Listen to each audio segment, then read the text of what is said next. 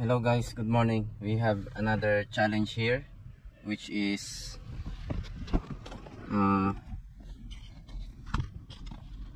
check car not starting, came by crane. So it is came by crane. This is Pilot 2016 with the odometer of 143,122. So it's quite high mileage, and repair order number 11013. So I checked the battery. We have good battery,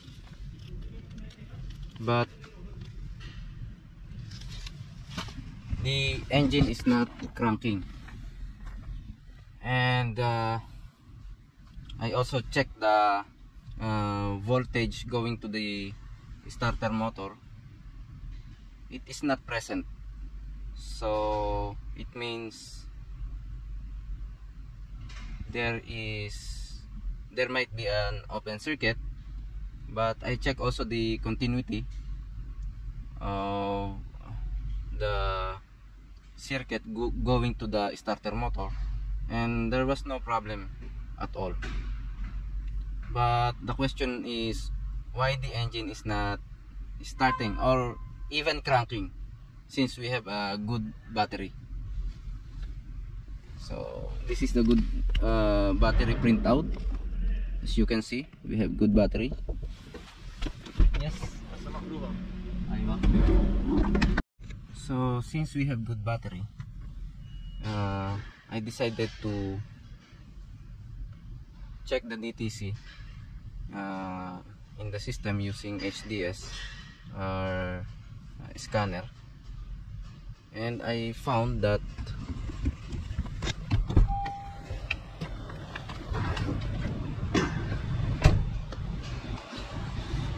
there is a DTC B12D3 power control unit ignition latch circuit error.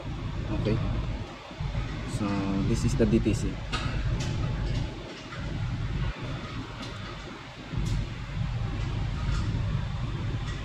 Okay guys,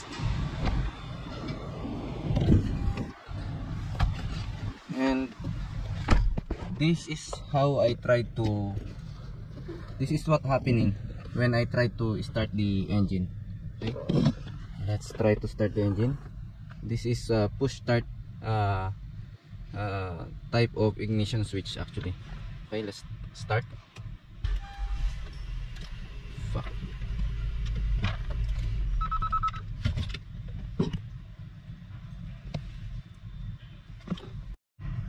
So this is exactly what is happening when I started the engine. Okay, by the way, this is the push start type of ignition system, so it is a push start. Okay, so let's try to start the engine.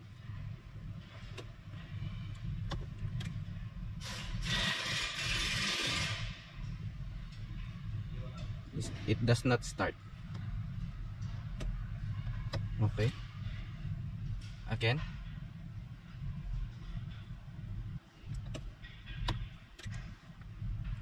Let's start the engine again.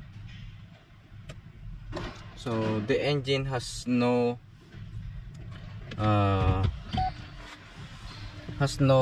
reaction at all. There is no crank at all.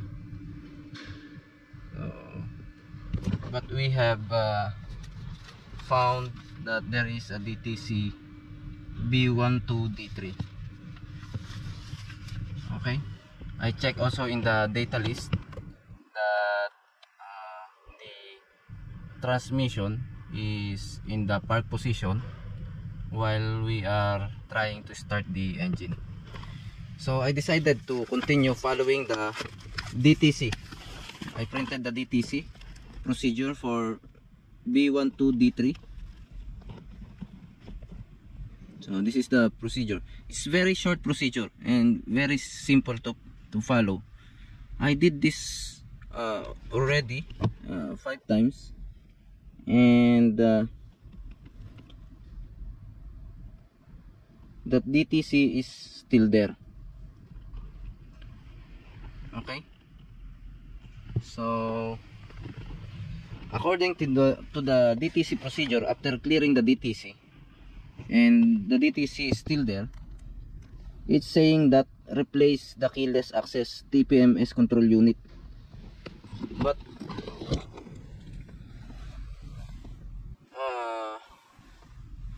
normally I don't just follow what was being said to the procedure for that particular DTC. As a technician, we also analyze and gathered some data to perform the diagnosis and give correct and accurate recommendation. So I also printed the circuit diagram here of the keyless access control unit. It means, in other words, this is the ignition system. So this is the control unit saying into the mentioned into the procedure, diagnosis procedure. Okay, so this one is the continuation. This is the keyless access TPMS control unit. And where is the push start switch?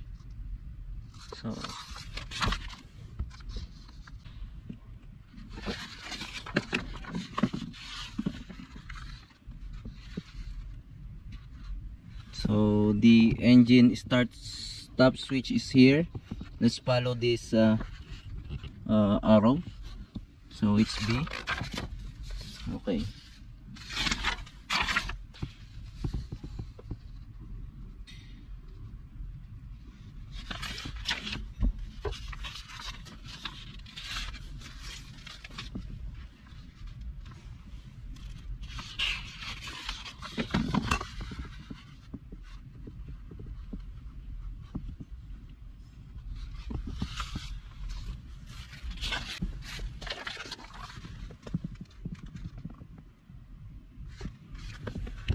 So there you are. This is the engine stop switch, the push start switch in short.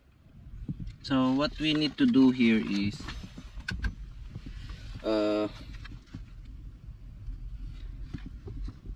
we have to measure the voltage here, the source of the voltage in this circuit. So terminal number 12, red wire, and of course the G101. Okay, so G101 ground. This is the ground. Okay, so let's try to measure the voltage. Okay,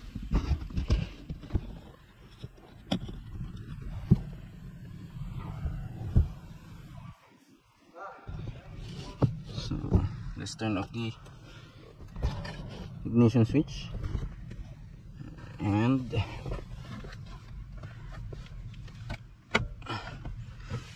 let's open the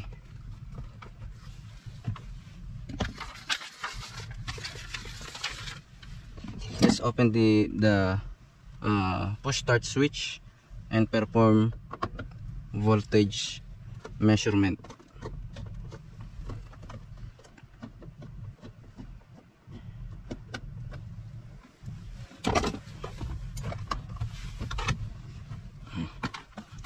Okay, so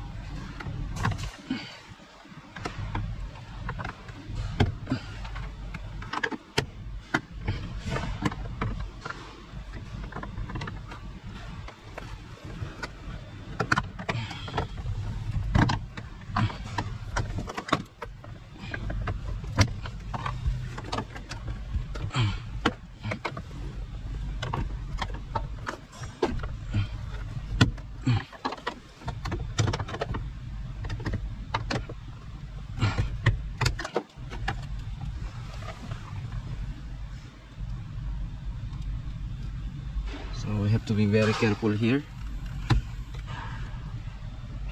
So, okay.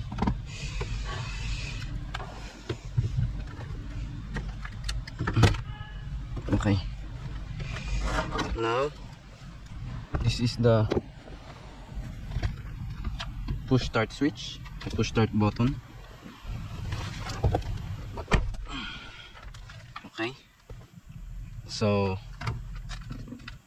let's do the measurement here. Okay.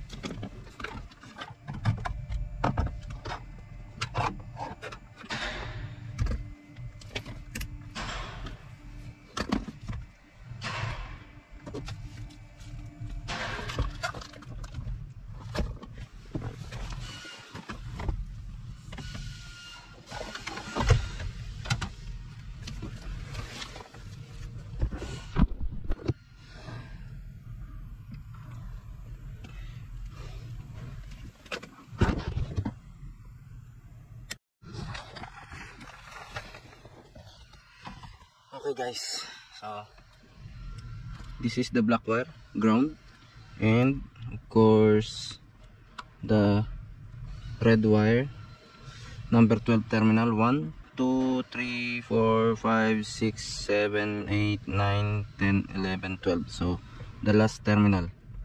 So this is the red one, this is the red one, and the black wire. So let's make sure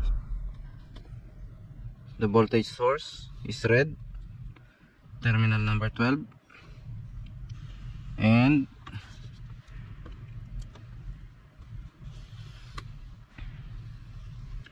the black is terminal number 7. So it is actually connected into the G101. This is the ground. Okay, so black wire. So, this is a back probe. This is just a back probing for ground. I use this small. You can use any other sharp. Okay, to back probe, and this is the other one. Okay, just make sure it won't touch each other, because it is we are doing the back probing of negative and positive terminal. So let's do the measurement. Okay, so our expected voltage measurement here should be 12 volts. Okay, so let's turn on the ignition switch. Okay, so the ignition switch is turned on, and we have to measure 12 volts here. Okay, there you are. So we have 11.70 volts, so it's considerable. So it means we have battery voltage here. Okay, almost 12 volts. Okay, so this means that the keyless access control unit is good. So since there is a voltage source and ground source, and we have also signals, let's try to measure some signals from the other terminals. Okay, signals are coming from the K line, S-net, SNet. So therefore we have to measure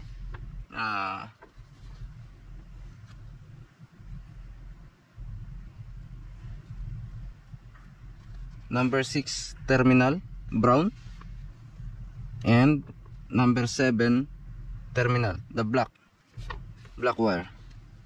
So this is the ground. Okay, number 6 brown. Okay, so 1 2 3 4 5 6. So this is the brown wire, number 6 terminal. Okay, let's measure the voltage again here.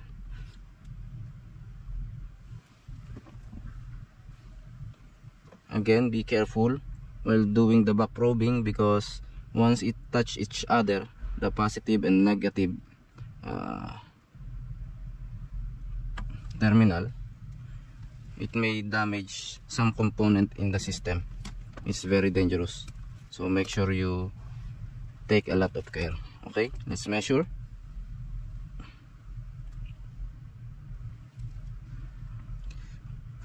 I think it's not properly inserted. Okay, there you are.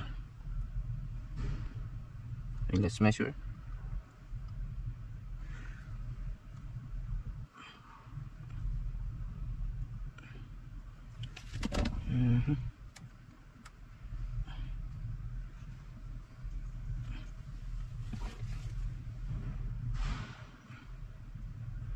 Okay, so we also have battery voltage here. So it means the keyless access control unit is good, and because we have voltage, we have measured the voltage source and the ground, and we also measured voltage signal here. This dotted line is the communication line, and we measured the voltage on terminal number 6 brown wire. So since we have already turned on the ignition switch, so there should be battery voltage here. So what is saying here in the diagnosis procedure is wrong. So as a technician, we don't rely to the diagnosis. We don't rely every time we had this diagnosis procedure, because it may lead you to a wrong diagnosis. This is just a preference and giving you some ideas, but as a technician you have to analyze and perform the troubleshooting in actual circuit diagram, in the actual circuit. So since we measured correct and enough voltage before the load, it means before the ignition switch, the push start switch, it means the system is complete, the circuit is complete. There are no problem in the rest of the system or other component in the system aside from this push start switch. So we have diagnosed that this switch is faulty. So let's try to, we are now ready to give our final recommendation to the customer. Okay, and let's just wait for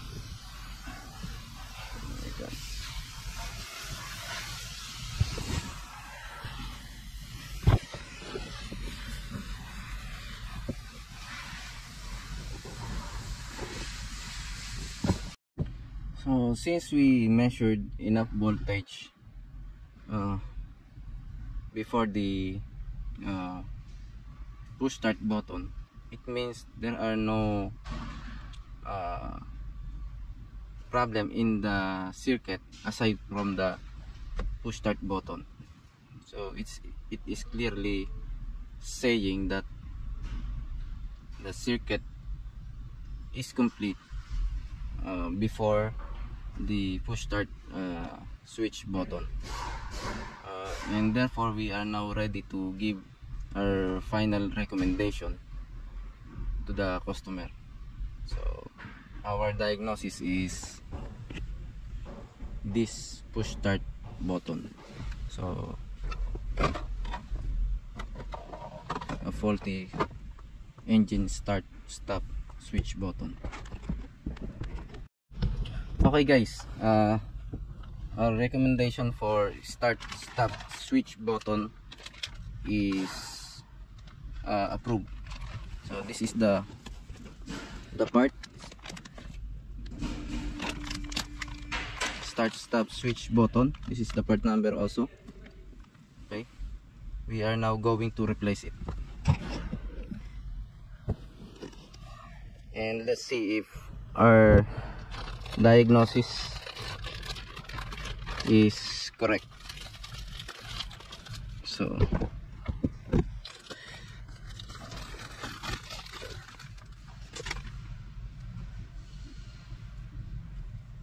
a new start stop switch button. Okay, this push start switch, let's remove it. Of course, carefully disconnect the connector and press this lock. There is a lock here behind the push button. Just press it together at the same time. Okay, and push in towards you. Okay, and pull it. So it's very easy to remove. Okay, and then install the new push start button.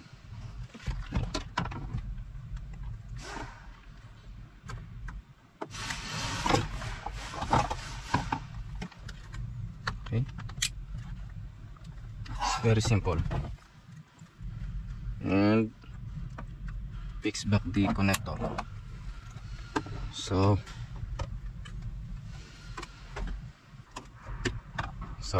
here we are guys. Let's try if this engine will start. Okay, start. Okay, so the engine was already started properly. Okay, there was no any malfunction indicator light in the gauge control panel. Okay, so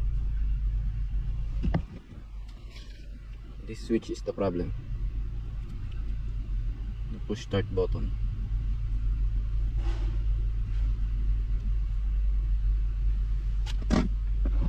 Okay, so it means once you saw this DTC B1 to D3 and you follow the procedure, it doesn't mean this is the problem. It doesn't mean you have faulty keyless access control unit. So it's very important that you have to perform the actual measurement so that you gave the correct diagnosis and give also a correct and accurate recommendation as per the customer concern. Okay, so that's all guys. Thank you, and please like and subscribe.